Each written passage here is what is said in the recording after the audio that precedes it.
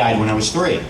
And she says when he was upset about something or he didn't understand anything, he would always shake his head back and forth. Well, my grandmother died 3 days afterwards. She had lived in the house with us, and that really made me start searching and thinking about a lot of different things with the paranormal field.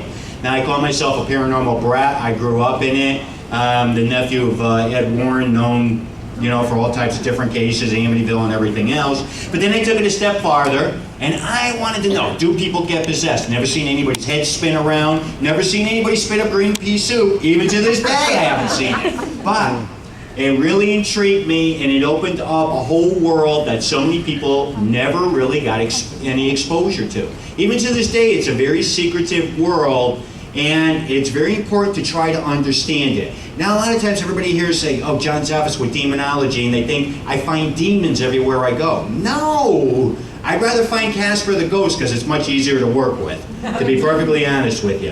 When you do start investigating and doing these things, you have to take your time. You can't go in and actually assess something immediately and say that there's a good possibility that you're dealing with something demonic. A lot of times it takes me several trips to different cases and being involved with different situations. Today, my path took me down that avenue with dealing with just negative cases. Why? I deal with all different cases. I'm tied in with all different types of clergy and all different people from every different faith. Now, I'm Roman Catholic, and I'm a practicing Roman Catholic, but I'm a paranormal investigator. What does that entail? Studying and understanding everything. I work with Wiccan, pagan, Buddhist, you name it, and there isn't anybody out there today that I haven't worked with to try to understand all the different belief systems that it details. And what I did find was that each and every religion out there does have the rites of clearing or exorcism or deliverance, depending on how you want to look at it.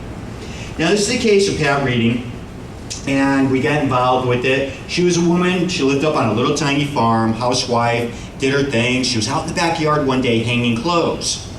And something came up by her. She thought it was a gentleman and attacked her, threw her down on the ground. Shortly after that, she started having a major haunting breaking out in her home. And things escalated. Furniture was getting thrown around, all these crazy things. And we got called in and we started investigating. Now, they did call the police when this did occur and happen, but they were never able to trace anything or find anything out whatsoever. But her name was Patty, and she started calling it the Booger. And the Booger was always in her house, and became very good friends with her. But when things would occur and happen, this crosshair would start bleeding, or would have oil that would actually start dripping from it. Her clock would go in reverse when things would actually start to occur, and she knew that there'd be something in the house. This case is about a good 19, 20 years old now. And back then, you were lucky if you even had camcorders. They were so expensive. But we did have some, and very rarely had the chance to actually have the availability to be able to film a lot of these different things. But we'd be there and she'd scream, the booger was in the house, the booger was in the house, and the furniture would get thrown all over the place. But it reached a point where this actual situation with these particular demons started actually entering her, and she did fall victim to possession. Now, possession is very rare. It's not that common. In 36 years, I think I've dealt with maybe 100 legit cases out of thousands and thousands of cases of actual possession. But she was a little tiny thing, and you never knew what was going to happen with her and the amount of strength that she was going to end up gaining. It took 16 exorcisms to actually free Patty. Why does it sometimes take more deliverances and exorcisms and these types of things to free these individuals? And the best way I can describe it to you, it's like taking an onion and peeling it away. Sometimes you have to just keep peeling away at the different spirits and things that could be with that person to actually free them. The very last one was done in a little chapel in Connecticut by Bishop McKenna. And she was in a straitjacket, and she was tied down to this pew and everything. There was big hulky guys all around her and everything. She went under, she gained an enormous amount of strength, pulled the pew right up, broke out of the straitjacket, and pushed all the guys away. But Bishop McKenna was very fortunate that day with being able to deliver her, and he was able to get the last 2 demon names out of her and free her. And please don't ask me what the demon names were. I will never say the names because I won't even dignify them with saying their names in anything that I actually do. That was 10 years ago, and she was free for 10 years. But always remember, when a person goes through a haunting, especially a very severe one, they aren't always necessarily free of paranormal activity. They always have things that do occur around them, but she never fell to possession after that.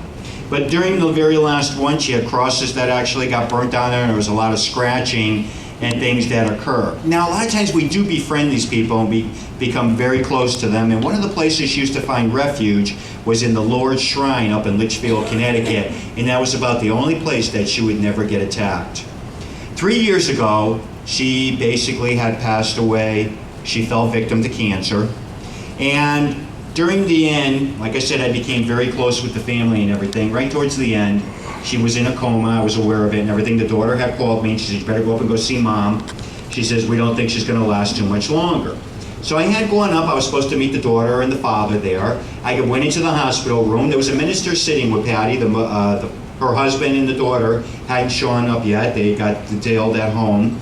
Well, I went in and I got a wicked sense of humor. I'm always joking around and everything, and I got over the side of the bed and I'm screaming at her, get up out of bed, what are you doing? You can't die. There's things to do and everything, and the minister's just sitting there looking at me. Well, she popped open her eyes and she tried talking, so I wet her lips a little bit, and she just kept saying, the book, the book. And I'm screaming back at her, stop worrying about the stupid book, we got everything taken care of and everything. And then she said the kids. Well, she had 5 dogs, and she always referred to them as her kids. I said, stop worrying about it. Bill and I and your daughter will take care of all that stuff. I said, I promised you I'd get that book done for you, and I'll get it done. And she looked at me, and we're going back and forth and everything, and I said, just stop worrying about it. It's not even worth it. And she looked up at me and went, and she closed her eyes and her mouth, and the minister looked up at me, and she goes, who are you? And I said, well, just a very good friend of the family.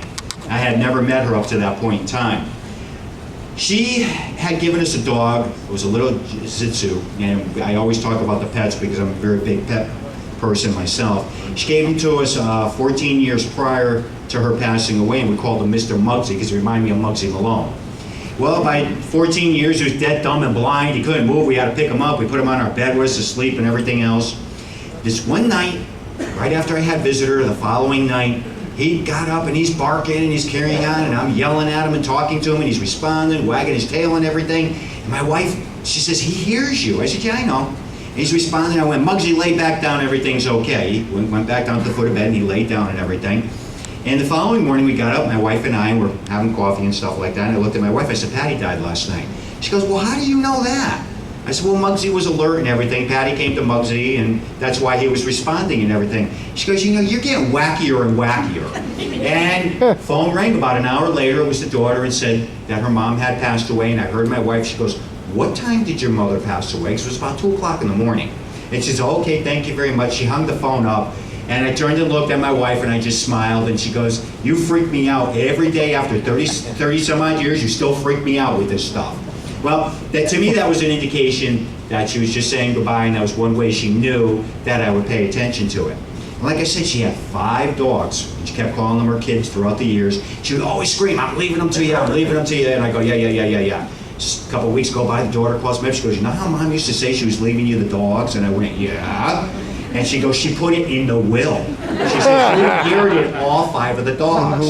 And so all I said to the daughter was, and we're very good friends after all these years, her name's Michelle. I said, Michelle, how the F do I explain to my wife we just inherited 5 dogs? And we chuckled and we went back and forth. She said, well, one of Mom's friends would like to take 3 of them. I said, okay, that's fine. And we took the little terriers, Oliver and Chloe, because they were husband and wife and they didn't want to split them up. So even till this day, Oliver and Chloe are with us. And you think about stuff like that. How beautiful is that somebody would leave you their pets? And these were her kids, right? I didn't get any money, but I got the pets. But anyways, to this day, they're still with us, and they're doing fantastic. And every time they act crazy, I always say that Patty actually possesses them. But the book we're working on this case is called The Struggle Within. And I'm hoping to have it released next year, and it'll be all the true details of what Pat Reading actually endured for about 5 years of her life while that investigation was going on. How many of you had the opportunity to ever see A Haunting in Connecticut on Discovery Channel? Any of you ever seen that? Based off of a very true case, that's one of the best documented and very close actual documentaries I've ever actually seen. The case of Carmen and Al Snedeker. They did live in upstate New York. Their oldest son did get diagnosed with cancer, and the particular chemo he needed was available at 2 hospitals, one in Southington, Connecticut, and the other one in New Haven, Connecticut. She chose the Southington one because it was near a major route. Well, they were going back and forth. It was taking its wear and tear on the family and everything, and the husband worked at a stone quarry. He checked, there was a plant down in Connecticut. They agreed to let him transfer. Carmen was driving around looking for a place to rent. She went, looked this one up. There was indeed people in there working, carpenters, painters, all kinds of things were going on. She looked around. The main level had a living room, kitchen, dining room, 3 bedrooms. She did go down the first set of stairs in the front. There was 2 finished rooms, and she thought that'd be great for the 2 older boys. Got a hold of the landlord, put the deposits down and everything. She was all excited, called her husband up. She says, "You're not gonna believe this house in the area it is. It's beautiful and the rent is so cheap." She says, "We even have money left over." A couple of weeks go by, they're moving down. The husband's loading things down into the basement. Comes upstairs and gets Carmen. He said, "Carmen, didn't you look through the whole basement?" She says, "No, what did I care?" Well, she went down with her husband. They went into what was known as the embalming room. A lot of the paraphernalia was left behind, the cotton, the stuffing, you name it. And unfortunately, years ago, the way they used to dispose of our blood, and I didn't learn this till working on this case, is that there were big pits in the floor in funeral parlors, and they would let all the blood drain down into the ground. How freaking creepy is that? I don't know. But anyhow, she called them, had them fill them in and take a lot of the paraphernalia out and everything. But things started happening with the oldest son. He started to change a lot, started talking about the guy with the pinstripe suit on, and his black shadow forms in this particular room, started scaring the 3 other little children in the house. Now, Carmen is extremely religious, even to this day. She had crosses hanging up, they would disappear, and she would ask the kids if they had taken them down, and they kept saying no, the ghost took them. It reached a point with the oldest son, they barely even were having communications. He wouldn't eat with them, he was totally withdrawn. Now, they had a niece that had lived with them for several years, but prior she had moved back in with her parents. She called Carmen and she asked if she could move back in. Well, Carmen thought this would be the best thing in the world. The niece arrived and she sat her down and she was talking to her and said to her, she says, "I can't communicate with him. He won't talk to us. He won't eat with us. He won't respond. I asked the doctors if it had anything to do with the chemo. They said no." She says, "I took him to a psychiatrist. He says, I think he's just going through this warp period in time where he's preparing to die." Well, Denise did everything she could to try to bond with them. She knew there was something wrong with him, but she couldn't quite figure it out. Her final attempt, she went down into his bedroom. He was over by his stereo listening to music. And he had a journal. He was writing a lot of things in. She sat on the bed. He didn't even realize that she was there. She opened it up and she started reading it. It told him to kill his parents. It told him to kill his brothers and sisters. All these crazy things. Well, she started screaming at him, "Why are you writing these things? What is wrong with you?" Well, he got outraged over that one, smacking her around and hollering at her. She was screaming, running up the stairs, and Carmen was running towards her. And she looked at Carmen and she said, "I'll never go near him again. I'm petrified of him. I can't believe all those things he wrote in there." Well, he was outraged over the fact that, she revealed all that information that he journalized. Several days had gone by and he went up into the niece's room. Everybody was sound asleep. Tried to put a pillow over her head and pin her down, and he tried to attack her. She broke free, screaming. Carmen and Al did run into the room. And at that point in time, they made a decision to call an ambulance to remove him from the home. They were afraid somebody was going to end up dead. They followed the ambulance up to the hospital, and he did indeed turn and look at his mom and dad. He said, "I'm out of the house. It will get all of yous now." You have to remember, up to this point in time, Carmen and Al never experienced anything, just the oldest son. Well, they got him settled in and everything, and they went back home, and shortly after that, each and every one of them started experiencing things in the house. The final thing that convinced Carmen that something was definitely in that house and her son wasn't making these things up is Tammy, her niece, started screaming, "Get it off of me, get it off of me." She ran to go get her little Bible and her rosaries to pray and everything. The rosary bead did indeed lift up, shattered all over, and this big black mask did come in the room over the both of them. She called in a priest, had the place blessed. Didn't work. We got involved at that point in time, spent 9 weeks in there investigating. During that course of time, there wasn't anybody or anything that didn't experience anything in that house.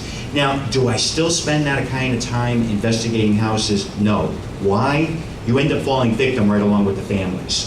And once you get that close, and those different things intermingle with you, and your personal emotion intermingles, you get very vulnerable. And once you fall victim, there's no way you're able to help people. You can't even help yourself.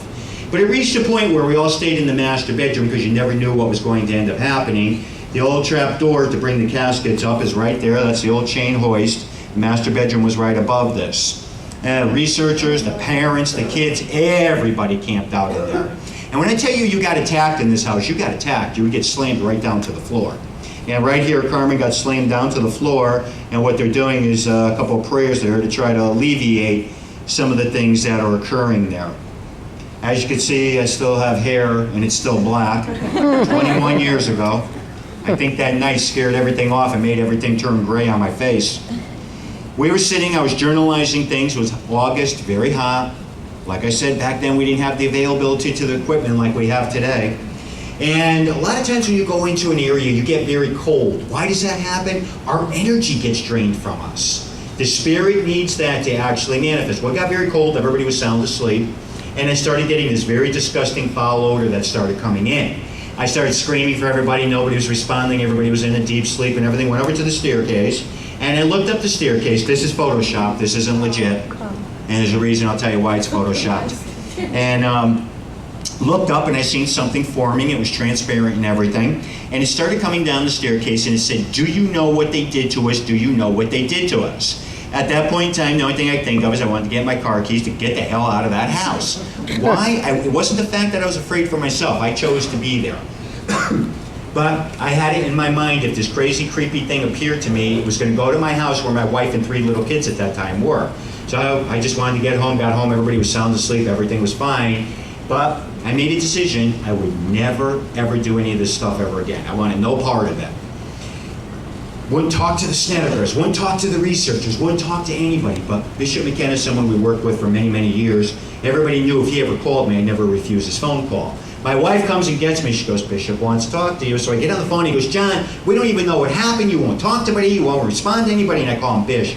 I said, "Well, you know what, Bish?" I explained everything that happened to him that night and everything like that, and I said, "You know what, Bish?" He goes, "What's that, John?" I said, "Saint can have the whole freaking bunch he is." I said, "I want nothing to do with this stuff ever again." And he got very quiet. He goes, "Well, basically, John," he says, "you get out of the work and you stop doing it and everything." He says, "You let it win." He says, "Because you'll never be around to be able to help people out again." And that to me is like throwing a challenge to me. And I made it a point a couple of days later to go back. I indeed went back in that house 3 days later. And I knew the exorcism was sanctioned by the Roman Catholic Church and it was going to be performed. And it was performed and it was very successful. Now, why am I showing you a Photoshop picture? Is because I can't sketch it. I can't draw it. We've tried to have people work on computers. The computers start crashing. All kinds of crazy things start going on. So I finally gave up. One of my buddies did this. He says, "Well, what do you think? Is that close enough?" I said, "As far as I'm concerned, yes, I'll use it." So that's why I actually show just a photo of it. Now, a lot of times people will ask me what had happened and what did they mean by, "Do you know what they did to us?" What we found out in our research was when it was a funeral parlor, operating funeral parlor, is that one of the employees unfortunately got arrested and charged with necrophilia. And we think that he was also practicing a few different things, and we think that some of the residual energy and some of the energy remained in that home, in that basement. And we think the vulnerability of the little boy being very ill and everything, that the spirit attracted right towards him, and that's what caused the haunting to actually start. Like I said, 21 years ago, it was very successful. The exorcism cleared it. 3 Roman Catholic priests cleared it out. The Snedeker family had moved out shortly right after that, and today they're all doing fine. They all live down south. Actually, Carmen speaks about it and talks about it. We're in the process of writing a book about it. It will be called A Haunting in Connecticut, with a lot more of the details in it. And there is a movie being done that supposedly is supposed to be in the theaters sometime this coming fall called A Haunting in Connecticut. And it will be based on Carmen, her husband, and her 4 children, what they actually went through in that house. But they're all doing very good. Over 36 years, I'm a wackadoo and I collect a lot of crazy things. And about 4 years ago, I decided I wanted to open up a little paranormal museum and set some of the things up to tell the different stories. But I wanted to do it more of an educational thing, so I took all kinds of different religious things and artifacts, and to be able to tell you the stories of the hauntings, the different religions, the different perspectives on where all these different things came from. This idol here belonged to a young man. He was 16 years old.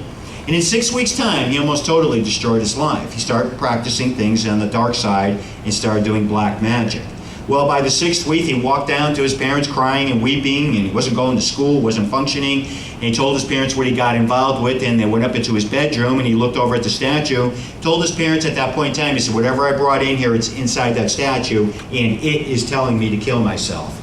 Well, we removed it with a lot of the other paraphernalia, and the young man needed an exorcism, and today he's doing very good, and that remains in the Paranormal Museum today. I name everything. This is Chiefy. Young lady picked it up, and she had it up on her dresser. Calls me, starts telling me about all these whacked out things. She's hearing drums in her room, black shadow forms, you name it. And we ask our standard questions. Did you bring anything new in? Did you practice anything? Did you buy anything new? She goes, well, I bought an Indian statue. And as a matter of fact, that's where most of it started. I asked her to remove it, put it outside to see what was going to happen. She called me back in the morning and crying hysterically. She got bit scratched, all kinds of crazy things were happening. So that told me whatever energy was with that particular item gravitated towards her. We got involved in everything, and she needed a deliverance, and I said to her, I says, where's the statue? And she goes, well, John, it's out in the garage where you told me to put it. I went out and got it, brought it back in, I looked at it, I said, why in the world did you buy this ugly looking thing for? She says, I don't know, I just had to have it. So I always tell people, don't tempt fate. If something don't feel right and something's not right, leave it alone. Because a lot of times when you do that, that's when things can happen. Today she's doing fine. Now, a lot of things are carved and they represent different deities from different islands and different cultures. That's their beliefs, and this is what they do. They wreak havoc when they come into our lives, though. This was purchased by a very prominent doctor. She lived in the New England area. She was abroad. She purchased this piece of art and added it to her collection. She paid an enormous amount of money for it.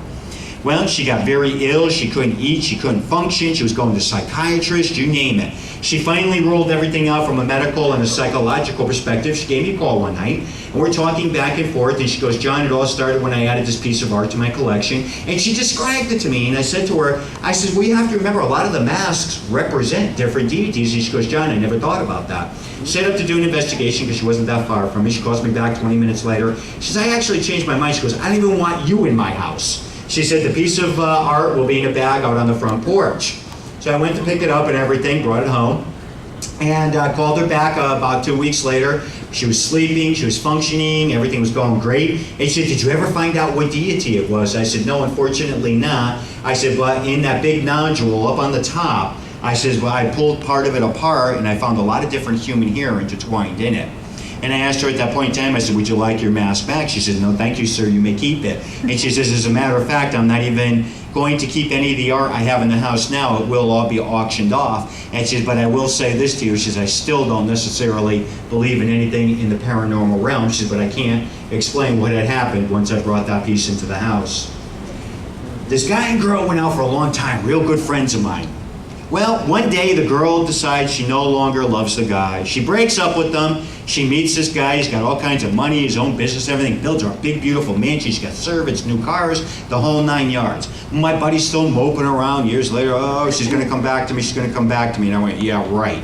But anyhow, you know, he just kept waiting and waiting, and she was well aware of it. It was her birthday. He called her and asked her to go out and have lunch. She agreed. She just thought it'd be cool to sit down, talk to him, and just say, dude, we're never getting back together. Move on with your life. But he presented her with this sketch, and she brought it home, and she put it down in the basement. A couple of weeks later, she calls me up crying hysterically. Johnny, you know I don't believe in any of that stuff you talk about or anything. She said, but there's something freaky going on. I go, what's the matter? What's the matter? She said, I'm crying. I'm thinking about him all the time. I took all the jewelry out he gave me, all the things he ever bought me. I'm fighting with my husband. It all happened when I went and had lunch with him. He gave me that sketch. I said, what sketch? So I went up her house right away. She went in the basement, brought it back up. I took one look at it and went, shh. It's got a secret to keep. He must have done something somehow, some way with it.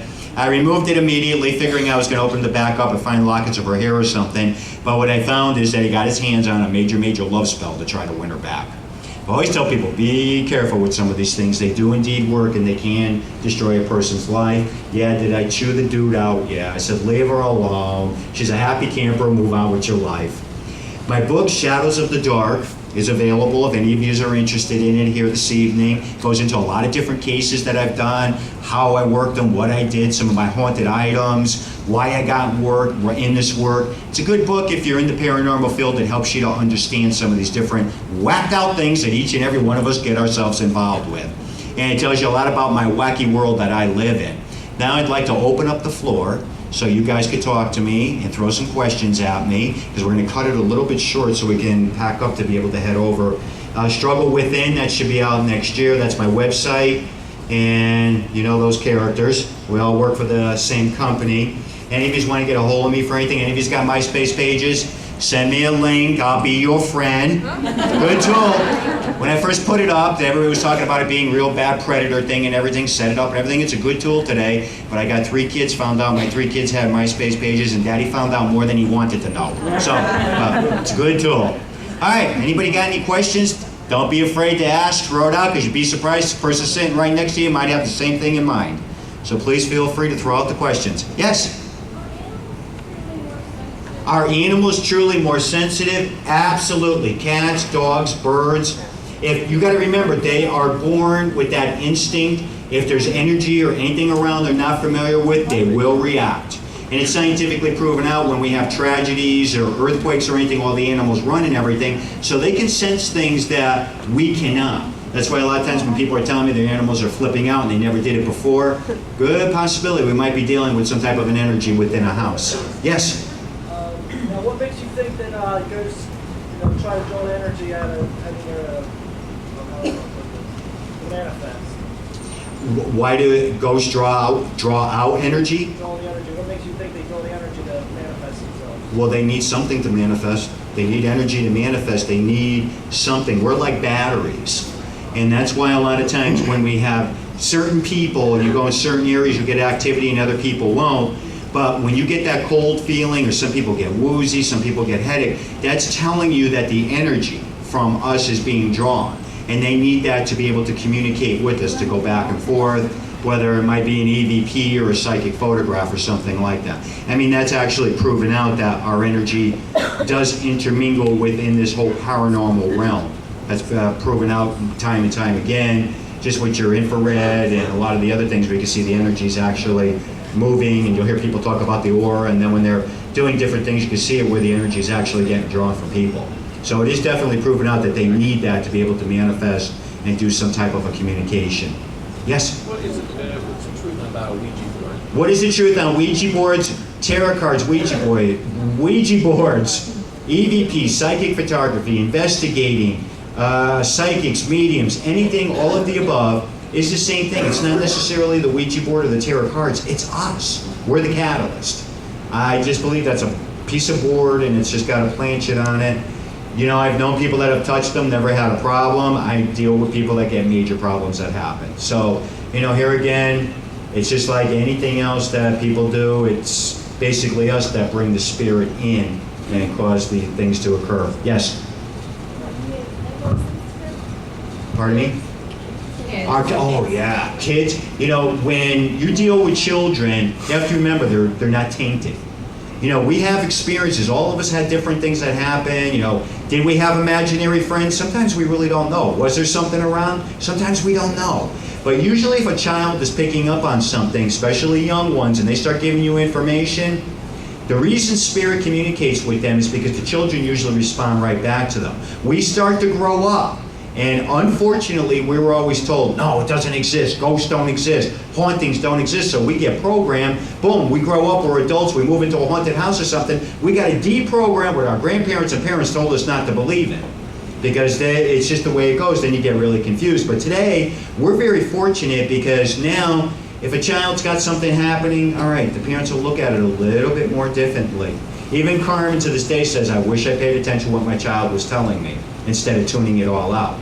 Don't get me wrong, kids do have vivid imaginations. They really do.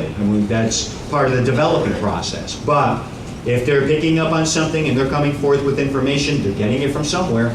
If they hear about relatives or they got all kinds of stuff and they have no knowledge to it and they're 3 and 4 years old, that's wild. So that tells me there's some type of a communication going. Yes? What's the difference between a regular haunting and what's called a demonic haunting? The difference between a haunting and a demonic haunting is 99% of the time it is your activity that is totally different. You'll have things that are so intense and so, you'll get, the smells are unbelievable. You'll have a tremendous amount of activity occurring, banging, crashings, things that are super, super intense. Like I said, I'm the last person you usually ever hear say that you got a demon in your house. Because once you plant that seed, that's a horrible thing to do. I mean, you always have to remember, I even changed the way I've thought over the years. I used to think years ago if you got scratched or bit or pushed, there was a demon. No. If a person was mean and rotten, abusive in life, what are they going to be like as a ghost? So you look at things a little bit more differently, as you learn things, to understand things, and open up the doors to different perspectives and a different understanding of things. Yes? Throughout your years in different investigations, have you ever come across the same entity in a different person? Absolutely. Have we ever come across the same type of entity within things? Do they remember who we are? Absolutely. I'll go right back to the Snedeker case. That was 21 years ago. Last summer, I was down south at Waverly doing a conference type thing, and two people come running over telling me my buddy Chris Fleming needed to speak to me. Chris is running towards me, I'm running towards him. We go outside, and he starts giving me all this information, and I just stood there dumbfounded and looked at him. I said, Chris, there's no way you can know about any of this information. I said, that ties in all with the haunted funeral parlor, and I've never talked about some of that stuff. And he goes, well, why are they telling me? I go, Chris, I don't know. I have no answers for you. And I went to walk away from him, and I stopped, and I turned to look at him, because I call him Christopher. And I went, Christopher, and he went, yeah, John? I says, I completely forgot about this. It's the 20th anniversary night of when I saw that demon. I completely forgot about it. And Chris looked at me, he says, well, that's fine and everything, John. He said, but please tell your friends to stay with you. I don't want to deal with them. But it was just weird because he came up with several things that I don't talk about. They're very personal things that occurred within that home, and he picked right up on them. Yes, sir. What do you do when you have a child who is sensitive, but it becomes an obsession with them being sensitive? Okay, what do you do when you have a child and it becomes an obsession with them? It's very important to sit down and talk to that child. If necessary, get them in counseling, because it can and will take a child over. It takes away from their regular process of growing. So I'm very guarded with stuff like that. It's okay that, you know, if a young child is picking up on something, it's okay to recognize it, but when they start obsessing on it, I'm very, very guarded with that, because that can alter their whole life. So you gotta be very careful with these different steps in the process of it. I don't think 8 and 9-year-olds, you know, should be really getting too much in depth with all this stuff. They go out and play, you know. But if you're picking up on something, that's okay. But don't have the child completely focus in on that. I've seen it ruin kids. I really have. And it totally destroys them as they're starting to grow up. Yes? You mentioned that you're a practicing Catholic. What's been the impact on your religious faith that you've experienced all this apparent proof of the opposite? When I started in this, I just looked at things from one perspective, and I understood it from one perspective. The deeper I got into it, the more people I talked to, the different practices and everything, it makes you realize that there's so many ways to look at things, and there's so many things that we don't understand. Even when you're talking about paranormal or religion, we're just scratching the surface to trying to understand a lot of these things. The impact was very severe, I'll tell you, 20 years ago when I got involved with this from the demonology end, because there's this whole world with organized religions behind the scene that people never hear about. Any of your organized religions don't like to talk about any of this stuff publicly. They very seldomly admit to it, but there's this whole underground, as I call it, that talks about the paranormal, and it's very contradictive to what all of us have been taught. So it's a very difficult thing. Yes?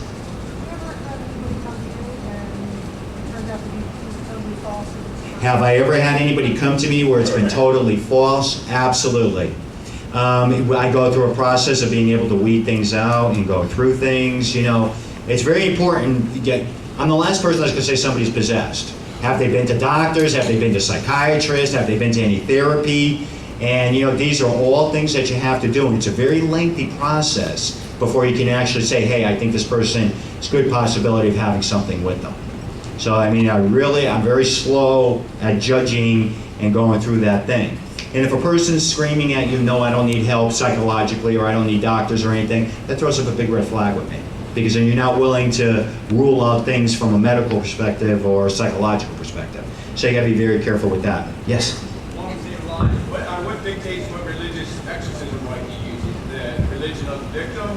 No. There you go. I do not in any way, shape, or form, because today you have to remember, a lot of people are not very religious. They don't believe in anything. They don't believe in God. They don't believe in demons or anything. That's up to an individual. I'll ask them what they would like to do for help or counseling, whatever we need to do. I work with a lot of non-denominational clergy today. They choose to go per their faith, that's perfectly fine.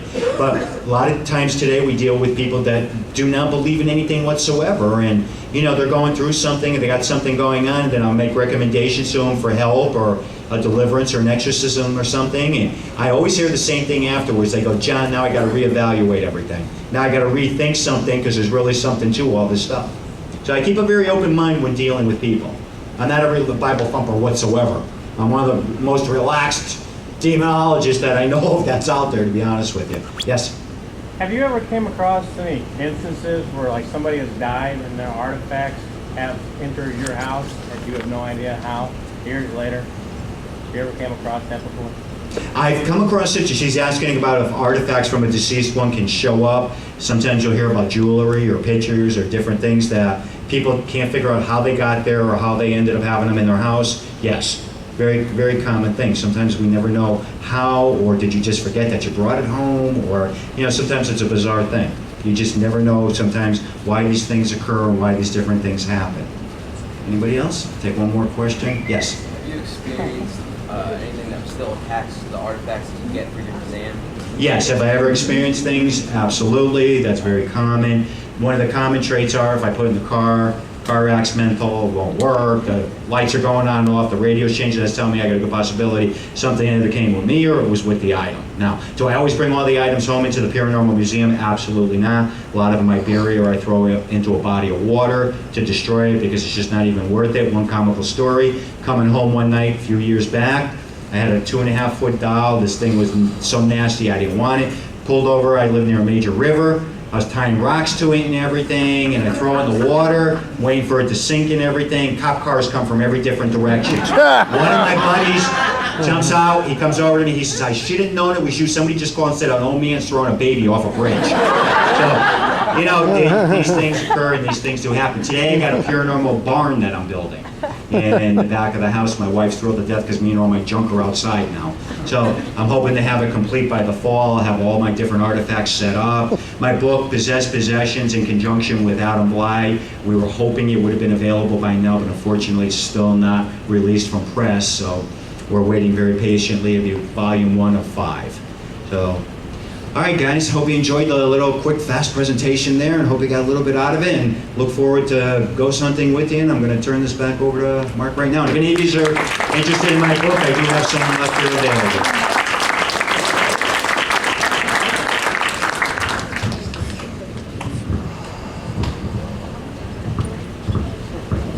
All right, well, Jay and Grant are coming. You still want me to talk?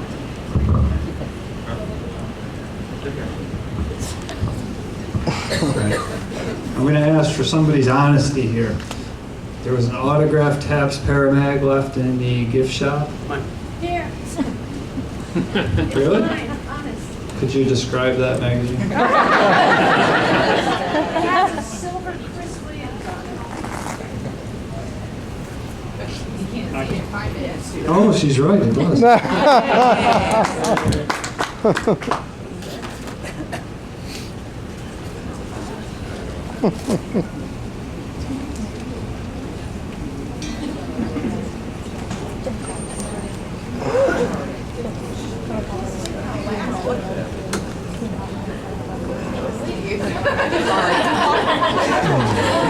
was trying to get her to ask John about his book. She's like, I can't talk. Were we talking about farting? Makes a lot of sense. No, she called me retarded. I heard farted.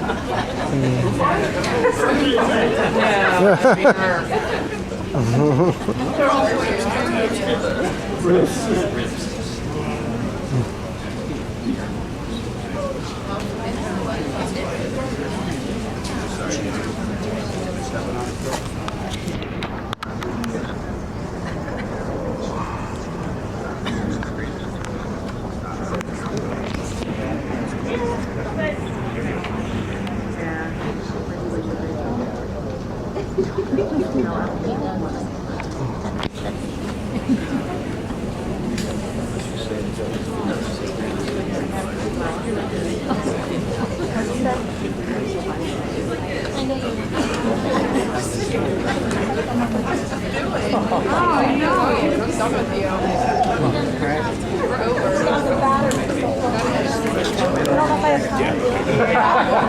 Grant, I see your plumber's work.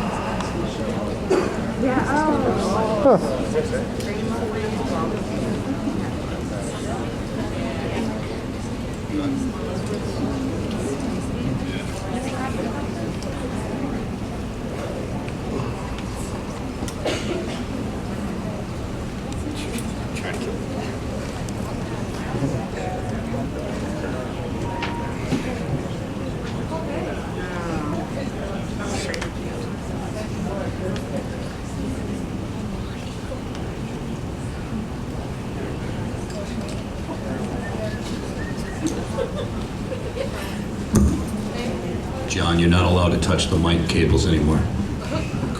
They're possessed. You gotta do a sound test.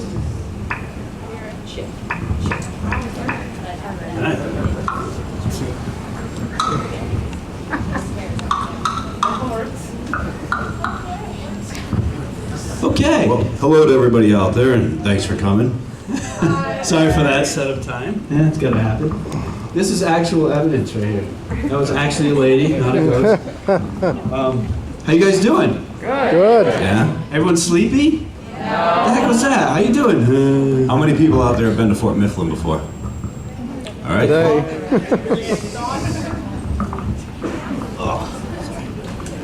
All right, how many people have seen a show called Ghost Hunters? Thank goodness. All right, you're in the right place. How many people actually like the show called Goes Under? This is going to be an easy night, okay? We're going to fill you in on a little secret. All right. First off, we've got 13 more episodes, which is still part of fourth season, which comes back in August. All right. We're not supposed to say anything, but we will. We just agreed to do fifth season, 25 more episodes for next year.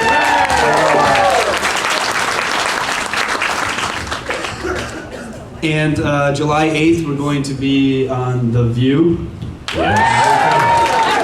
My good friend Whoopi Goldberg pulled us through with that, which we're excited to sit down with those ladies, of course. Should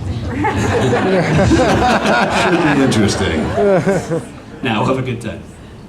Okay, now what we're going to do here is, of course, we're going to investigate Fort Mifflin tonight. A lot of people here, okay? So we want to make sure that we just give you some info on how to investigate well with a lot of people, okay? Without trying to actually bore you guys to sleep. So how many people have seen our presentation before? All right, sweet. So we're kind of covered. And the two of them saw it yesterday. So please, the main thing you need to focus on, okay? I know there's a lot of people, but if we all sat in this room, if it were haunted, we could catch evidence if we had one thing, and that one thing is discipline, okay? And activity. And activity. So, key element there. So please just remember that, okay? We have a lot of eyes, a lot of ears, we can put them to good use, but we have to be disciplined, okay? The other two nights, people were excellent. Hopefully tonight will be the same for everybody's benefit, okay? All right, so let's do this. All right, because we deal with, well, those of you who don't know us, we're TAPS. It stands for the Atlantic Paranormal Society. Just in case you didn't know. In case you've never really seen the show or anything. And we deal a lot with California, LA production, and everything else. So you always got to have the disclaimer. So go ahead, Grant. All right, we're going to cover our butts here. Because paranormal activity is not supported by conventional scientists nor by specialized equipment manufacturers, it cannot be recreated in a controlled setting. Therefore, the field of paranormal investigation is private by theory, speculation, and opinion. Due to these limitations, we're sharing the 7,000 hour tabs that organization feels closest to the tabs which claims blah, blah, blah, blah, blah. Yeah. Pretty much. We're doing the best we can, bottom line, so. Okay? No one really knows what's going on out there. All right. So who the heck are we? Yeah, you've seen us on the show. Who are we, in order of importance? Yeah. I am not Jason Hawes. Hey, I'm Jason Hawes.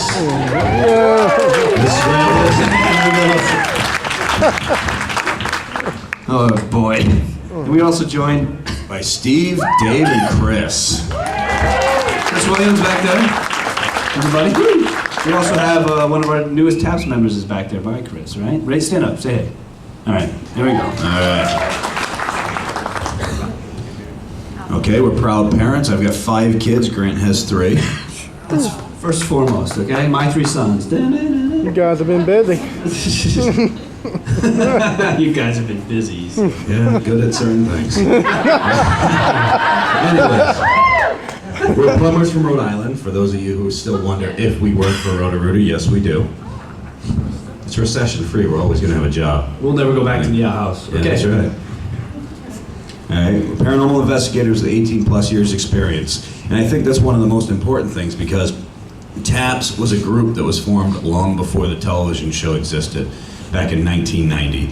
Now, most of these shows out there, nothing against them, but they're a bunch of people who were put together or casted for a television show. So that's why they really don't seem to mix all that well.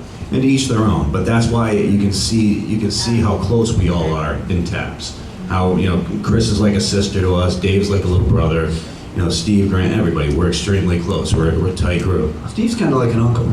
Well, he's like an uncle to my kids, yeah. Now you know who we are. Who aren't we? Okay.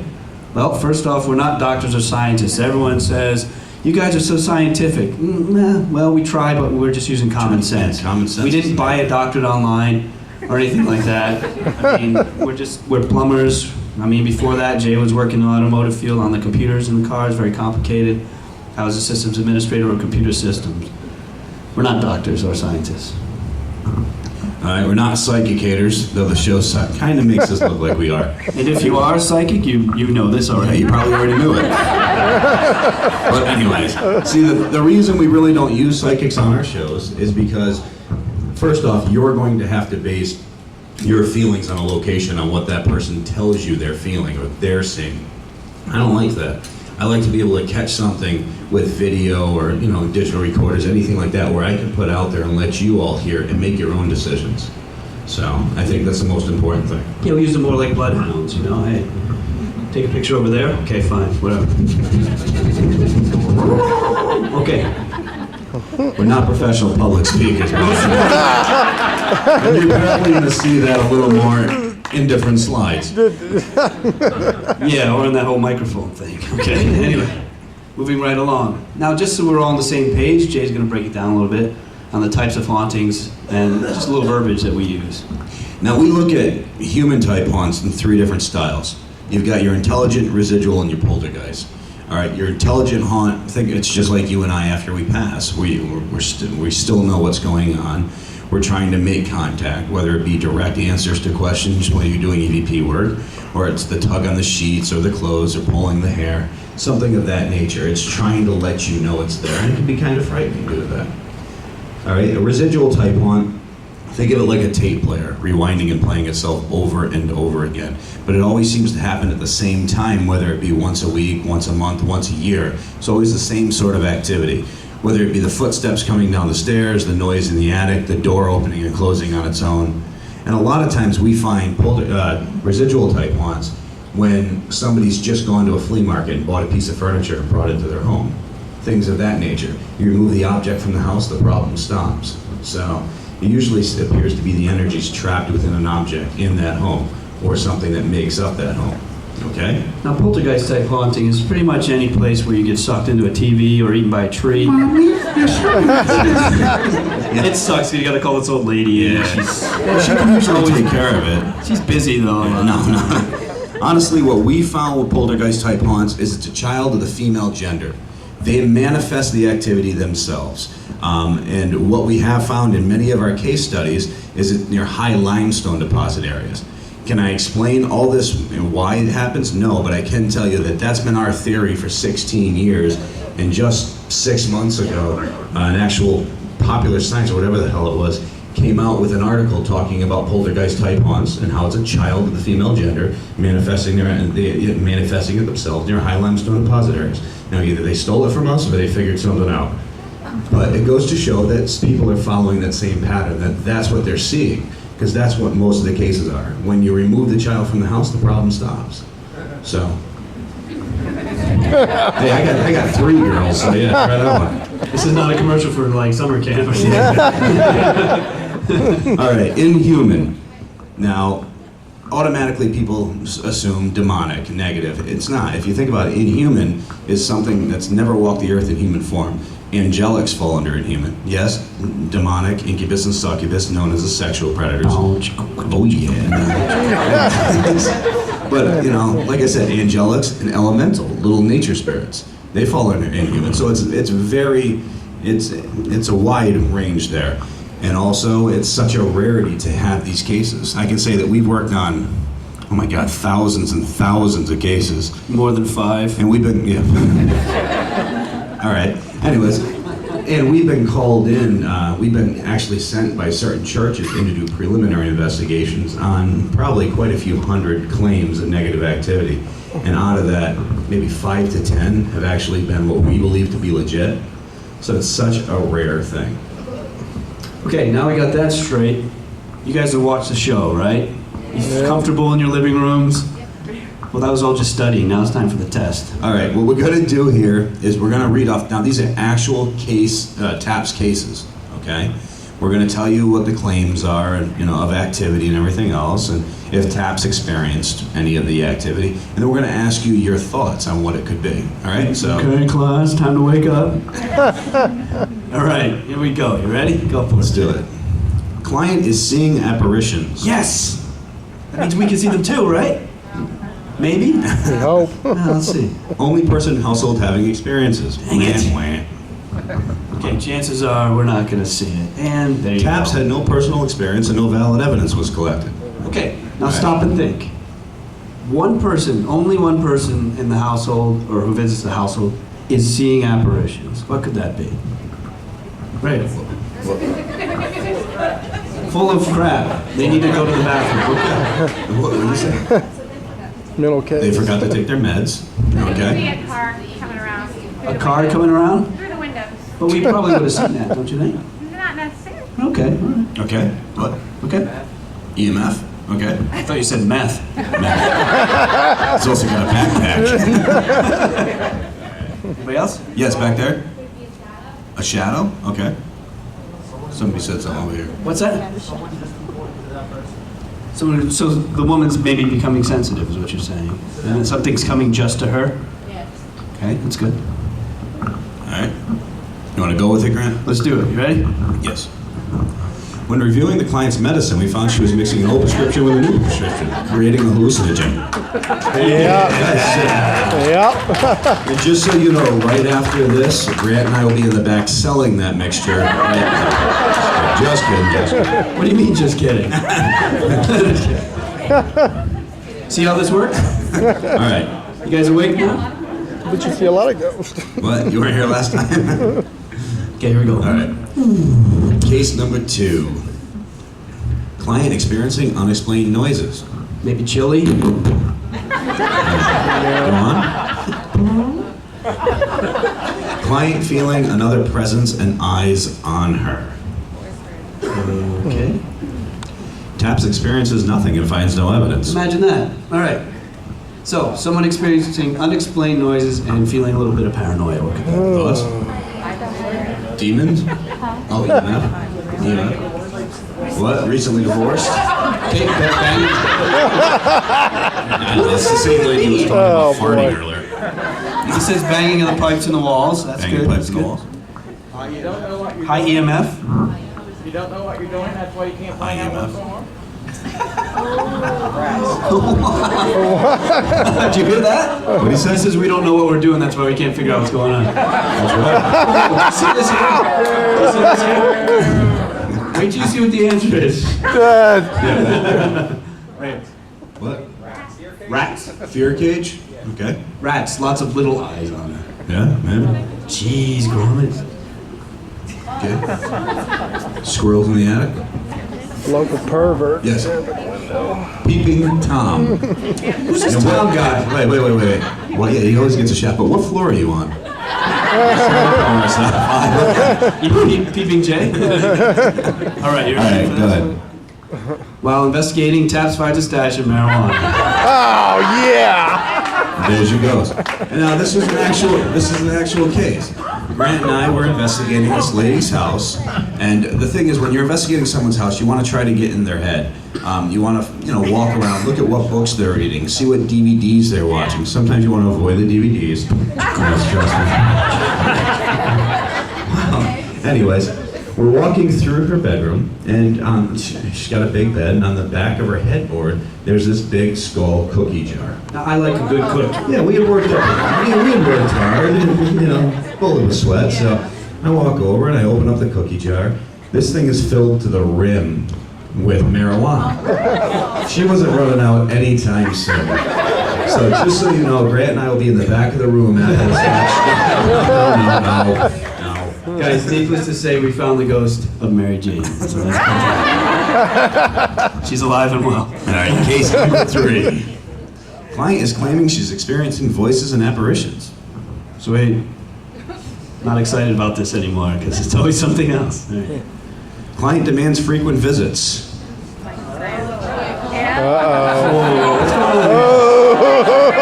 What's this all about? Yeah. Anyways, client is blaming activity on husband. I'm telling you, Jay, he's a bad man. Taps experiences no activity. No paranormal activity. Anyways, thoughts? Ideas? Stalker? She's alone. Groupie? It's a nice No, these cases were before the show. Yeah. What? So the stories in Playboy are true. He needs a plumber in more ways than one. Holy crap, this is getting awkward. All right. Great, go ahead. She needs someone to unstop a I pipe. don't think they can handle the truth. After the 4th investigation with no results, it was clear that this woman wanted to be investigated by Jason.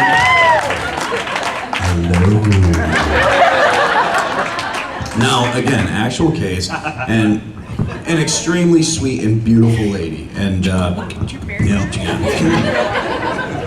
anyways, and she did. She cornered me in her basement. And, well, yeah, the problem was her 6'7" husband was in the floor right above us. And what did he do for a job, Grant? He was literally a rock crusher. Yes, he was a big man. And the thing was, the only thing that saved me was, seriously, I had a walkie on me. Yeah, good thing, I had a walkie on me and I could call for Grant to come help me. I hear. You come down here, there's some wicked activity.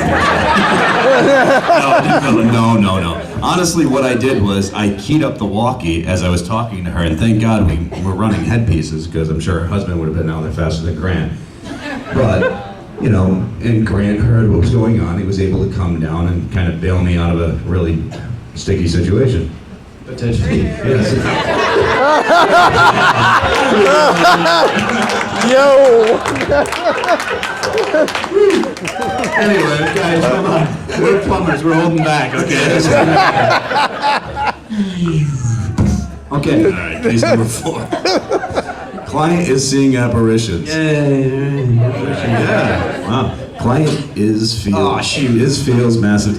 Back to the public speaker thing. All right? There's one word too many up there, but we'll roll with it because we're plumbers. Client feels massive temperature changes. Oh, yeah. I swear I graduated away. Well, they say when you make a mistake, just act like it's not even there. So client feels massive temperature changes.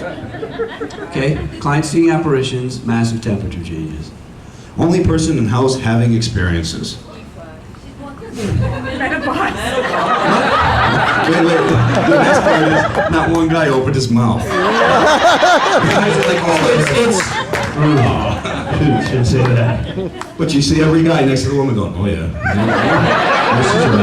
I look over here and it's like, it's Oh, shoot. A demon. It's demon. Go ahead, Greg. All right, well, we trained you too well. TAPS researched the symptoms and found the client was experiencing menopause anxiety. She's actually experiencing something called perimenopause, which has some more extreme symptoms. And You okay there? What? she's like, been there, done that. That's exactly what you said. All right, come on. All right, last one. Last one, and we'll move on. Case number 5. Client is experiencing multiple apparitions each night. Each night, that's good. That's a plus. Want to see an apparition? Okay. The client hears threatening voices calling them by name. I'm gonna kill you, Wilson. Jeez. Okay. Client's furniture redecorates itself every night. That's fabulous. This is gonna look great over there. Okay, boo. Do these pillows match the cushions? Anyways, moving on. I gotta go poke out my inner eye right now. Yeah, no. TAPS experiences all of this. Whoa. Wait a minute. Let's back up here. Multiple apparitions each night, threatening voices, furniture moving every night. And before you even say it's not the ghost of an interior decorator. What, she's sleepwalking? Kids? That's just silly. Kids? Alright, we got sleepwalking over here. Well, my wife? Just walking around the house. This isn't a case at my house. But I have had that happen. Walking to my house at 3 a.m. after going and catching flights all day and just fall over the couch because she redecorated the living room. That's been wonderful. It does happen. Schizophrenic? Okay. Anybody else? Wow. Hopefully you guys are going to be a little more lively tonight. Go ahead, Grant. You got it. TAPS determined the home was insane with negative activity. We prescribed divine intervention after 3 separate exorcisms and a for sale sign. The family's doing perfectly fine 400 miles away. And it's true, you know, like we said, real case. You know, we brought in the church multiple times. They did blessings of the homes. The family just kept on having a problem. They ended up selling the house, moving to another state. They've been fine ever since in their new home. I have no idea who bought their old home. But it just goes to show that sometimes you can't win it all the time, bottom line. But also, you never want to throw out the possibility that there is real paranormal activity going on somewhere. Yeah, we've taught you to debunk very well, and that's good, but sometimes people debunk too far and actually just leave people in a dangerous situation because they're too quick to dismiss it, okay? So let's be careful not to do that. All right, class is over. Moving on. Now, general tips, okay? Who was going to ask this question? Why investigate at night? How many people are going to ask this? You're a pack You of cannot liars. tell me No not one's gonna one ask person that. was going to ask this. What? I didn't see your hand go up there. Sheesh. All right. That's a good Main question. reason? It's where most reports occur. Well, of course, we're going to investigate when most people are having their experiences. I mean, most claims of activity are between the hours of 8 p.m. and 4 a.m. So, of course, we're going to investigate during the time that the most activity is going on. Okay? Also, it seems like what we catch on tape as far as anomalies, they're either shadowy, as you've seen on the show, or they emit a faint light. And the best way to catch them both is to eliminate all light and use an infrared camera. Even on some of our day investigations, we will close all the blinds and still create that same environment because it's the best way to catch everything. But honestly, most importantly, It's pretty much when we have free time, we're plumbers. And eventually we do have to show up to work. now this may seem silly, but it's very important. How to use a flashlight. Beyond clicking it on and off, on investigations, we use it mainly for navigation, getting around, okay, and checking to see stuff. But otherwise, just keep it pointed at the floor. Only turn it on when you absolutely need it, okay. Whenever traveling is good, so you don't bite the dust. But And there's really no reason to turn your flashlight on and be walking like this. If you think about it, you want to be seeing the ground that you're walking on. You don't want to be blinding the poor people that are walking towards you. We want to avoid as many shadows as possible. Okay. We investigating with a lot of people. And, there's about 100 of us, maybe a few more than that here. And, sometimes it's tough, but you know what? A lot of these will help it out, and we'll be able to make a good case tonight. Okay, we've got 100 people. You're going to be broken up into 5 groups of 20. And even beyond that, break into smaller groups, okay? Just get, teams of 3 or whatever, or 5, depending on how the location is laid out. Don't all huddle in one room. Break it up, okay? And this is very important. You definitely want to pick a spot and park it for a few. I know on the show it looks like we're in a room for 2 minutes, then boom, we're out, we're investigating somewhere else. No. What you don't understand is like Mifflin, we were at multiple days investigating. The Stanley Hotel, 9 days straight. St. Augustine Lighthouse, multiple days. But of course the show has to break that down because it'd be really boring showing all that wasted footage. Yeah, it's what happened one time at the Stanley Hotel is I set this team up in a room apart from everybody. It was perfect. I'm like, you do some great EVP work.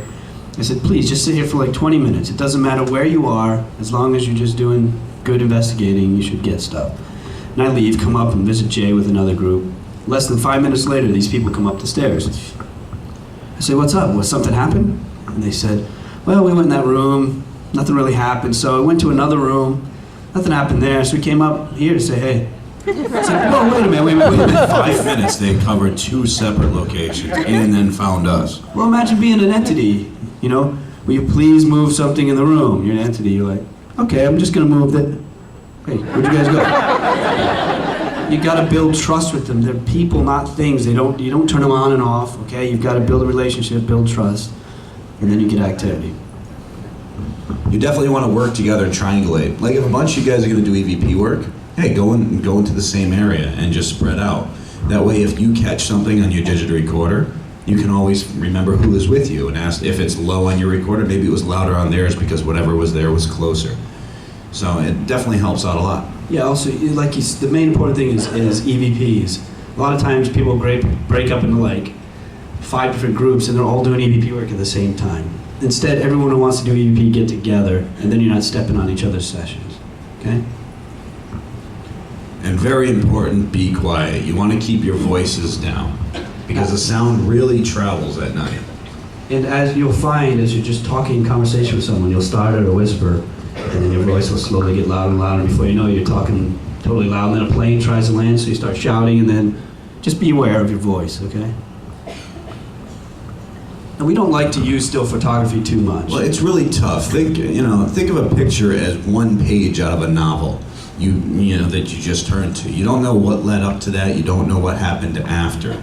So it's really tough when it comes to photography. But a lot of people have cameras, so let's put them to good use. And here's the best way to do it. When you go into an area, take an establishing shot. Boom. Okay? And then as you leave, take another shot. Something might have changed in between. We've done that a lot and had things actually be in different places, but not had any knowledge that something moved. Absolutely. You definitely want to snap multiple pictures when something happens. Because that way you stand a greater chance of actually catching something as it's moving. So it tells a little more of that story. Yeah, a lot of people just snap one picture. If you have 5, chances are you got something. Timing is definitely more important than framing. When you feel like you want to snap that picture, you want to snap that picture. And we understand a lot of you guys are here on vacation, but you got to remember, an activity is not going to wait for you. So instead of sitting there, like this. Hang on, wait, no, hang on. Oh, yeah, like that. One more time. Oh, yeah. Anyway, you just want to snap a picture as quick as you can. Yeah.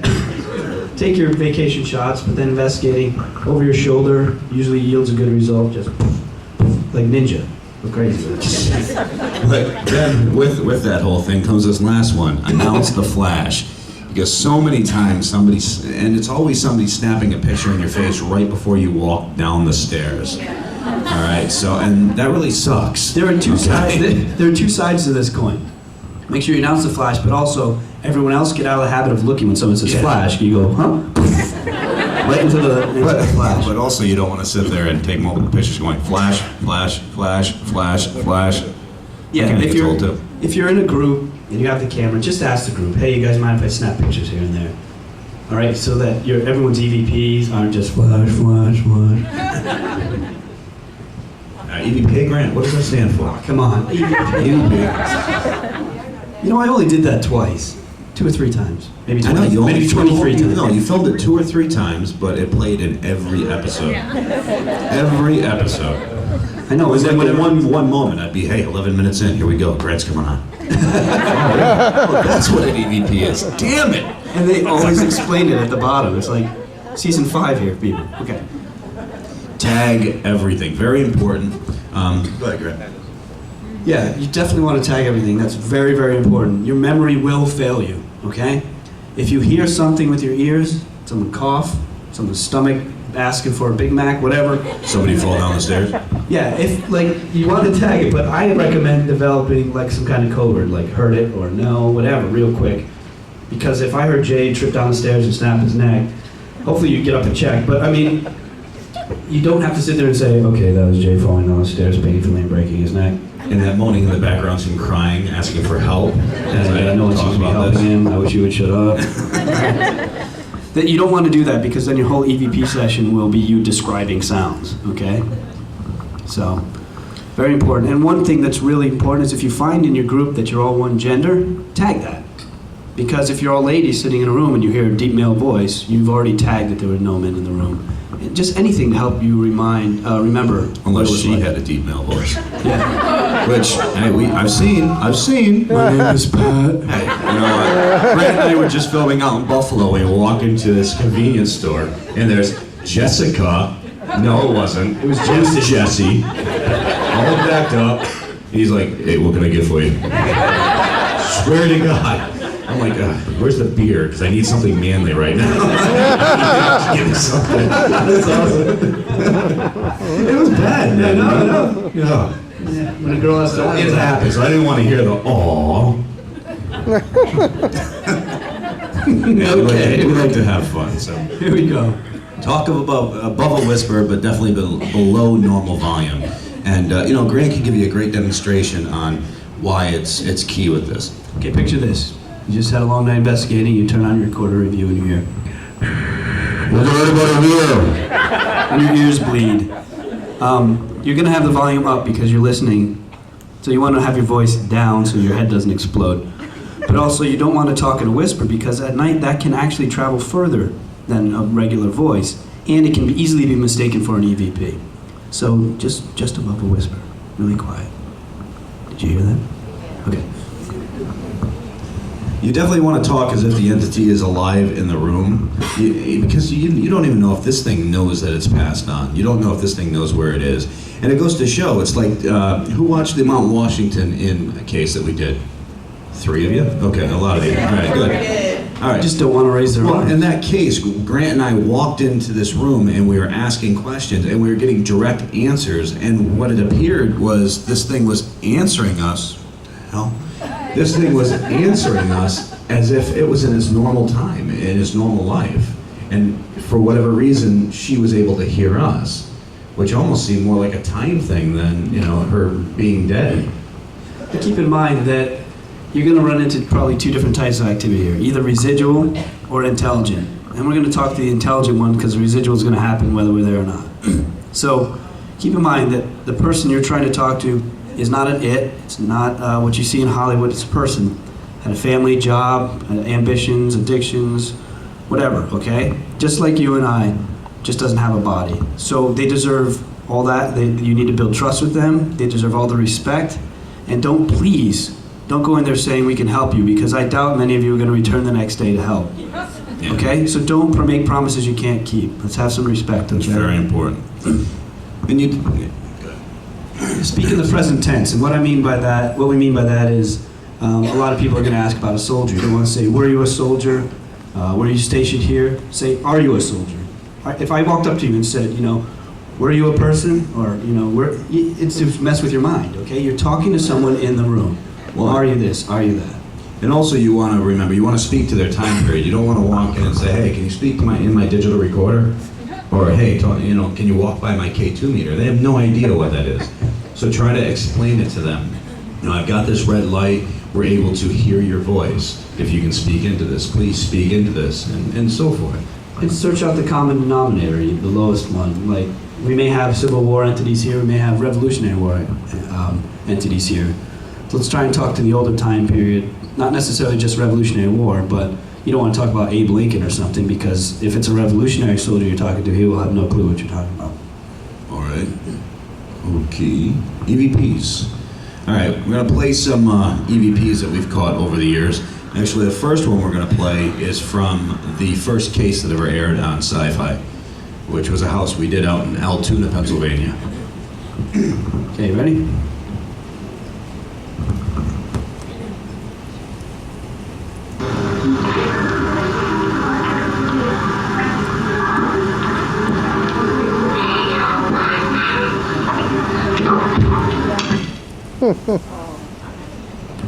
Now that case, Brenda had contacted us, and one of the claims she had was, well, her biggest fear is she'd hear her 2-year-old daughter, arguing with somebody in the playroom.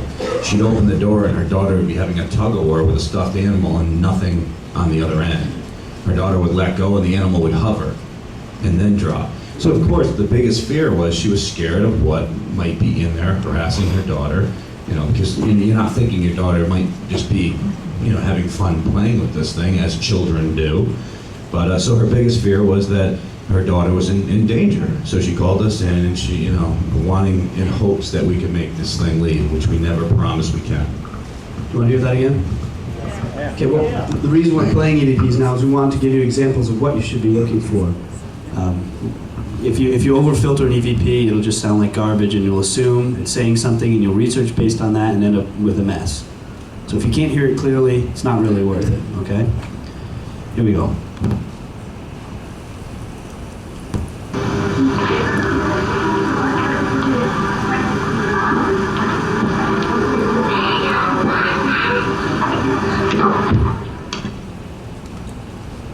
Okay, if you notice, it's very clear. It's definitely a voice. It's close to the recorder. There you go. That's what you're looking for. Okay, now not all the time are they just a phrase like that. Sometimes there is actual interaction, and that's another clue you're looking for. Even if you can't really understand what's being said, if there's definite interaction, it's waiting for you to finish, that's another thing. And here's a demonstration of that.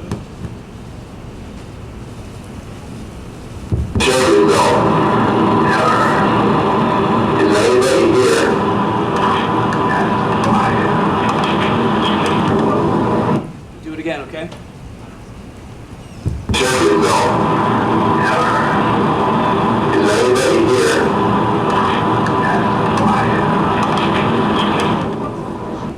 Now that's from a case that we did way out in Connecticut, an actual house that was built on, well, it had a cemetery on the property, but I guess it also had an Indian burial ground on the property as well. So, goes to show that it was answering direct communication, so it's not like it was stray radio signals that were bleeding into the digital recorder. Yeah, it's not saying 95.5, blah, blah, blah, blah, blah. Yeah, exactly. Now, also, we have some other EVPs, are not always just EVPs. Sometimes you have disembodied voices that you actually hear with your ears and catch on the digital recorder or a regular recorder or whatever. So here's an example of one of those from the Stanley Hotel.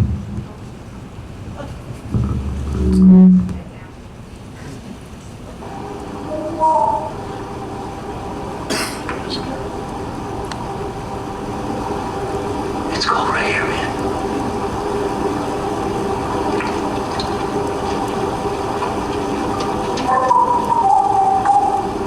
Oh my gosh, what is going on?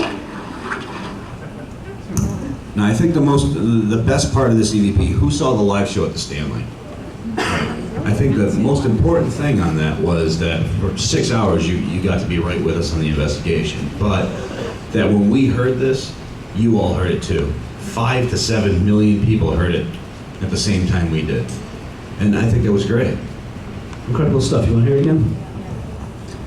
And it's laughter. It's not creepy, right? Then bring it on.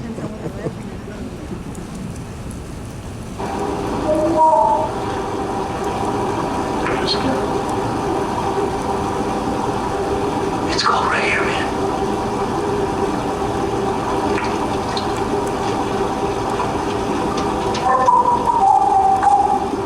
Oh my gosh, what is going on?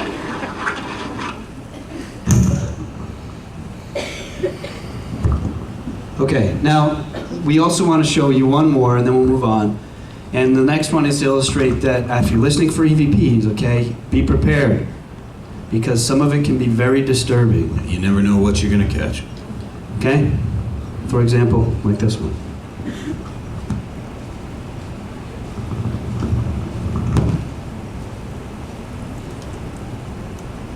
That's all I got.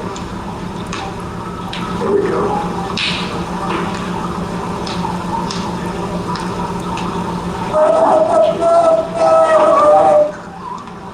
Happy Nichols, anybody got? One more time. What is that, Manson House, is what that's from? There we go.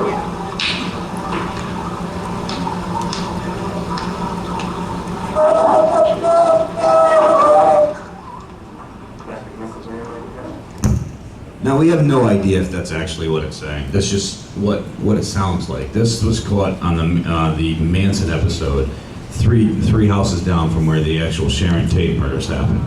We don't know if it, we're not just going to sit here and say it was Sharon Tate. But there was a lot of weird things that happened within, a 2-block radius, all in that neighborhood. Yeah. People have been hanging themselves, shooting themselves, murders. It's one thing after another in that area. Now, usually the ones that are disturbing, like we caught one in Savannah where it sounded like a woman was getting attacked. Usually that's a residual haunting. I firmly believe that a woman is not dying every day. No. Or getting killed every day, okay, in her mind.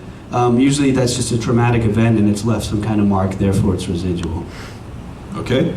Okay. Moving on. Moving on to Jace's favorite Video. Some tips.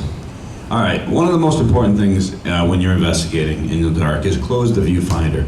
Because first off, think of it this way. If I'm turned this way and I've got the viewfinder open and I'm taking video and the guy behind me snapping a picture, the viewfinder giving off the light is casting my shadow that way.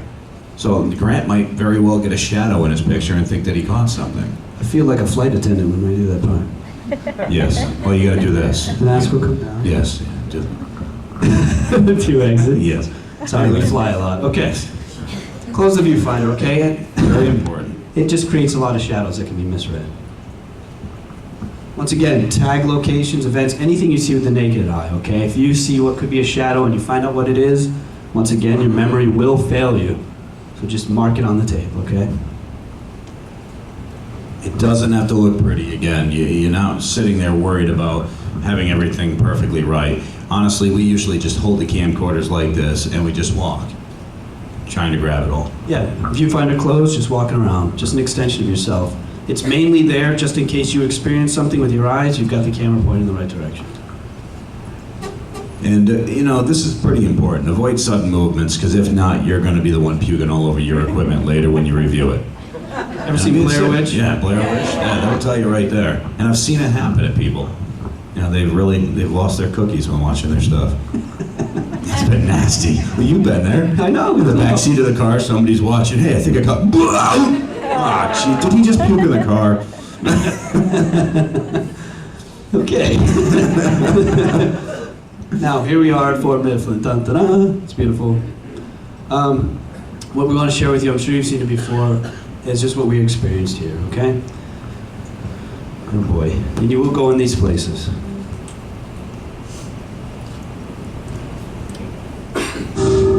How you doing, man? Something doesn't feel right. Keep on hearing a rubbing noise, like somebody's rubbing, dragging their feet. But I'm not seeing anything.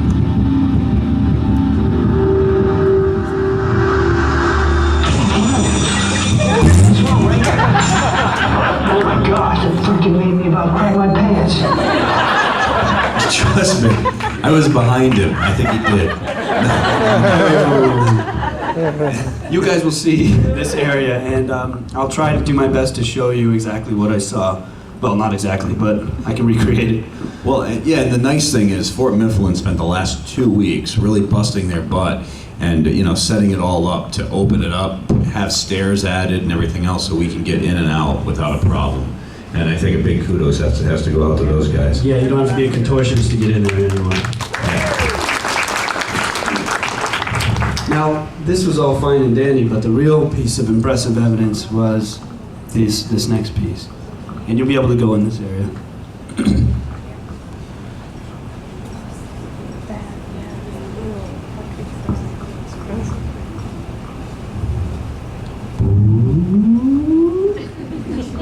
Okay, now there are a few things to point out about this. Is notice that just this odd shape, and it seems like it almost looks like a chess piece or like a sarcophagus or something. This Academy Award. Yeah, right. Grant Wilson.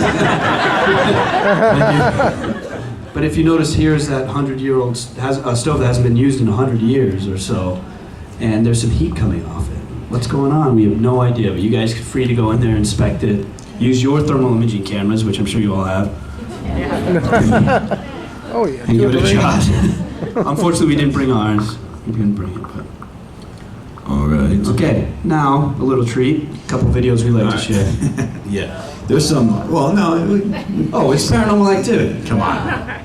Well, you know, we do so many cases that are not ever shown on the show, and so many cases long before the show. We've been around since 1990, and we've got just endless footage. And you know, we've got two that we find kind of amusing, so we play those every so often. They're great because they are very good evidence, but they're also rather funny. So I thought we'd share that with you. All right, hang on. Now, let me pause it for a sec. All right, Grant, why don't you give the layout and I'll tell the history of the case. Sure. What we have here is, this is an above ground pool. We're outside. You can see the cover of it here and the supports of the pool.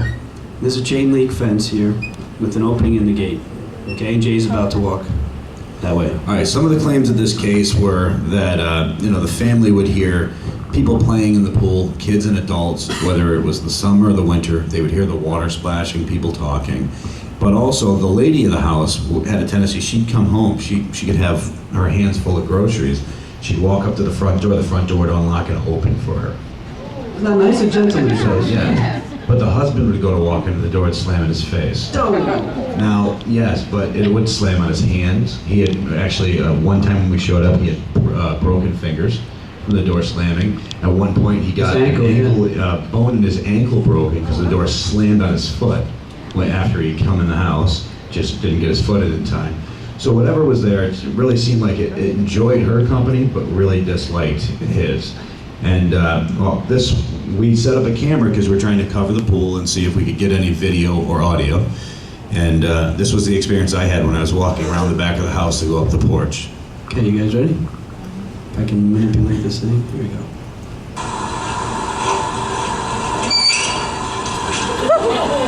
Watch it, tries again.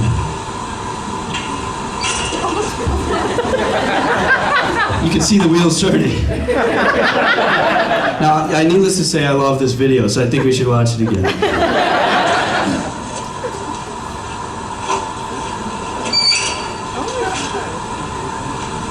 See how spry he was? Right out of the way. Yeah, we were both in so much better shape 10 years ago. But, you know, so, and it did. It swung really fast at me, quickly. I put my hand out. You know, but it's one of those things where when you experience something in taps, you try to pass it on, whether it be Grant and I have an experience with bats and then sending Dustin and Tango down to deal with them, or whatever. But what I did was I had it in the house. I didn't tell Grant about what happened. And then I sent Grant out numerous times to the car, to the truck, to try to get something, you know, whether it be an adapter for an extension cord or anything of that, another tape for the, you know, for the camcorder. Band-Aid you didn't need, But Grant was lucky enough, after numerous times heading outside, to have his own experience. And we'll show that one. Oh boy, here we go.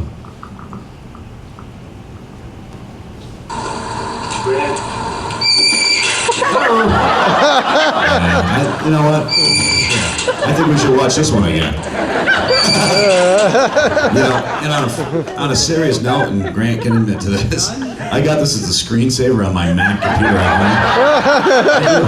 home. I do, and no matter how bad of a mood I'm in, or one of my twins, we go in, we turn this on, and we laugh. Glad I can help. Yes, you do, every time. So let's watch it again. Okay.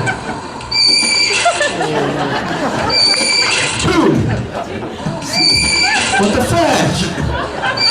Ow! I love that he looks like a bird trying to fly for the first time. What happened was that gate opened so quick and so loud, it came and caught the inside of my knee. And like we said, much more spry on that day, I just went, phew. But what this shows is good evidence. We're having a good time laughing about it. Jay and I are fine. We're not traumatized. We're not on any broken bones, whatever. you heal, okay? You do. There, You get hurt more in plumbing than anything. right, we always say that you'll catch evidence with your video camera, evidence with your digital recorder, and sometimes you catch it in your skin, okay? You will, if you pursue this field long enough, you will get hit, punched, grabbed, slapped, pushed, any of these things. It will happen. That's half the way you try to get these things to communicate with you. It will happen. If you don't want to be a plumber, you don't get wet. If you don't want to get pushed around, don't be a paranormal investigator, okay? It will happen. If you guys aren't ready for that, get in the mindset. But if it does happen, you're not expecting, of course we'll be there to help